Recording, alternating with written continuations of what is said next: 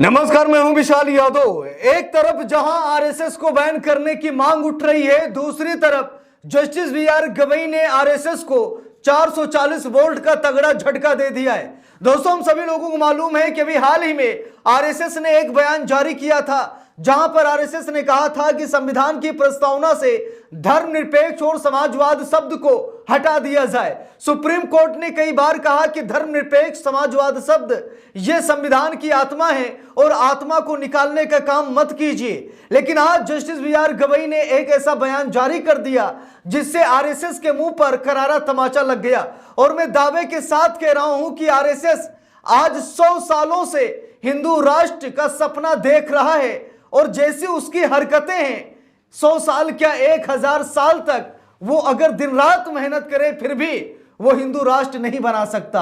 अगर आरएसएस ये सोचे कि एक जात विशेष के लोगों का संगठन तैयार करके हिंदू राष्ट्र बना ले, तो ये आरएसएस की सबसे बड़ी भूल है, सबसे बड़ी गलती है। क्योंकि जब तक दलित पिछड़े नहीं चाहेंगे तब तक आरएसएस की औकात नहीं है कि वो भारत को हिंदू राष्ट्र घोषित कर सके। अब दोस्तों, आरएसएस की हरकतें देख लीजिए। अभी हम आपको जस्टिस बीआर गवई का बयान दिखाते हैं, आरएसएस की हरकतों को लेकर भी चर्चा करते हैं, लेकिन उससे पहले यह खबर देख लीजिए।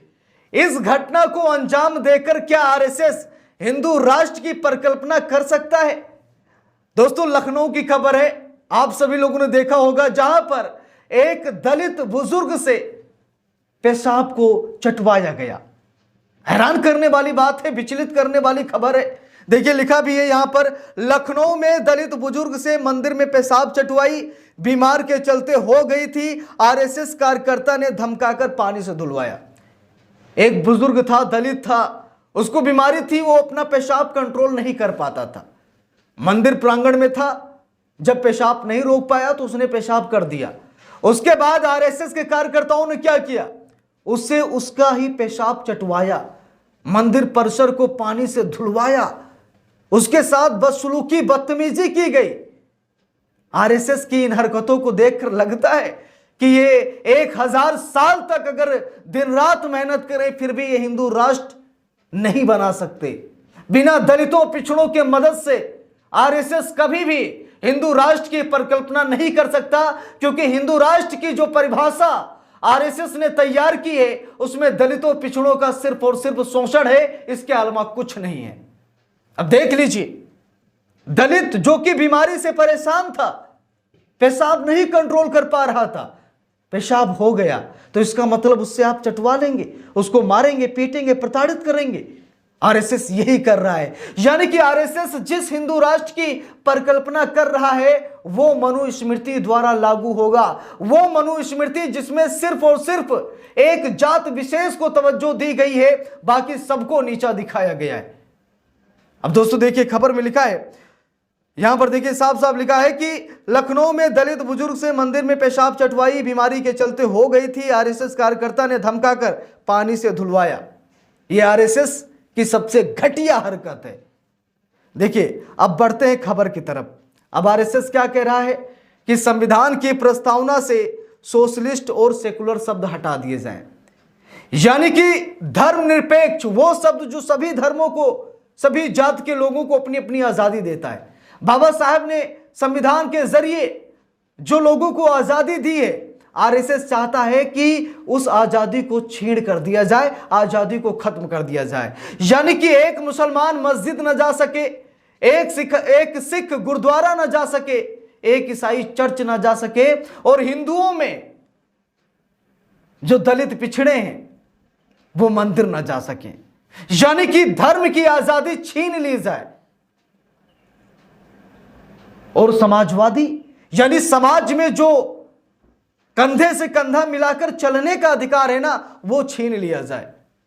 जो दलित पिछड़े हैं वो सर झुकाकर चले, जो मनुवादी हैं वो सीना तान कर चले। आरएसएस यही चाहता है, लेकिन ऐसा हो नहीं पाएगा। ये आरएसएस की सबसे बड़ी भूल है, क्योंकि जनसंख्या के आधार पर अगर फैसला होता तो जंगल का राजा शेर नहीं बल्कि ये गीदड़, भेड़िए, जंगली कुत्ते होते। जनसंख्या के आधार पर राजा घोषित नहीं होता है, काबिलियत होनी चाहिए जो आरएसएस में नहीं है। अब दोस्तों यहां पर देखिए आरएसएस ने क्या कहा कि संविधान के प्रस्तावना से धर्मनिरपेक्ष हटा दीजिए, समाजवाद हटा दीजिए। आरएसएस ने एक बार फिर आवाज उठाई है। इस पर जस्टिस बी.आर. गवई ने क्या कहा, जरा देखिए, बहुत मजेदार बयान है। Justice B R. गवई ने कहा कि संसद को संविधान में संशोधन करने का अधिकार तो है, लेकिन मूल ढांचे का बदलाव का नहीं। यानी कि संसद हो सकता है कि संविधान में संशोधन कर दे, लेकिन जो मूल ढांचे हैं संविधान के, संसद भी उसमें बदलाव नहीं कर सकता। और धर्मनिरपेक्ष समाजवाद शब्द ये संविधान के मूल ढांचे हैं, संविधान की जान है। अगर धर्मनिरपेक्ष समाजवाद शब्द निकल गया तो संविधान की जान निकल गई, और अगर संविधान की जान निकल गई तो सिर्फ संविधान नहीं बल्कि दलितों पिछड़ों की जान निकल जाएगी। उन्हें अपना जमीर बेचना पड़ जाएगा और मनुवादियों के सामने झुकना पड़ जाएगा। इसलिए मैं फिर कह रहा हूं कि आप सभी लोग संविधान को बचाने के लिए, संविधान की रक्षा करने के लिए आप सभी लोगों को आगे आना पड़ेगा। आप सभी लोगों को संविधान बचाना पड़ेगा। इन मनुवादियों का वर्चस्व, हिम्मत, ताकत सब बढ़ रही है। उसका कारण यही है कि हम सभी लोग खामोश हैं, और जब तक हम लोग खामोश रहेंगे, हमारी खामोशी का फायदा ये मनुवादी उठाते रहेंगे। इसीलिए खामोश नहीं रहना है। अगर बाबा साहेब खामोश रह जाते, आप लोगों की तरह घर में दुबक कर बैठ जाते, तो आज जिस सड़क पर आप छाती चौड़ी करके चल रहे हैं, आप सर झुकाकर चलते। मनुवादियों का वर्चस्व बढ़ता जाता, मनुस्मृति को लागू कर दिया जाता, और मनुस्मृति के लागू होने का मतलब हम सभी मनुवादियों के गुलाम हो जाते। लेकिन बाबा साहेब ने संविधान लिखकर, संविधान बना करके हमें जो आजादी दी है, हमारी 7 पुश्तें भी उसका ऋण नहीं चुका सकती हैं। इसीलिए जस्टिस बी.आर. गवई को भी सलाम कीजिए, जहां पर जस्टिस बी.आर. गवई बाबा साहेब के बनाए गए रास्ते पर चल रहे हैं, संविधान की बात कर रहे हैं, संविधान की सेवा कर रहे हैं, दलितों पिछड़ों को सम्मान दिलाने की कोशिश कर रहे हैं। इसीलिए जस्टिस बी.आर. गवई बाबा साहेब के रूप में एक मिनी अंबेडकर माने जाते हैं। इसीलिए लोग उनको सम्मान की दृष्टि से देखते हैं। ऐसे ही नहीं, मनुवादी वकील ने जस्टिस बी.आर. गवई पर जूता फेंक दिया। इसका कारण साफ था कि जस्टिस बी.आर. गवई बाबा भीमराव अंबेडकर साहब के रास्ते पर चल रहे हैं, और उनके रास्ते पर चलना कठिन है, लेकिन जीत आपकी है, ये मैं गारंटी के साथ कह सकता हूं। आप चलिए बाबा भीमराव अंबेडकर साहब के रास्ते पर, आप संविधान को अपनाइए, संविधान को पढ़िए, संविधान को समझिए, जिससे आपको ताकत मिलेगी और मनुवादियों से टक्कर लेने की हिम्मत भी बढ़ेगी। तो इस पूरे मामले पर आप सभी लोगों की क्या राय है, कमेंट करके जरूर बताइएगा। वीडियो को लाइक, शेयर, अगर चैनल पर नए हैं सब्सक्राइब करके सपोर्ट कीजिएगा। मिलते हैं दूसरी वीडियो में, तब तक के लिए बहुत बहुत धन्यवाद।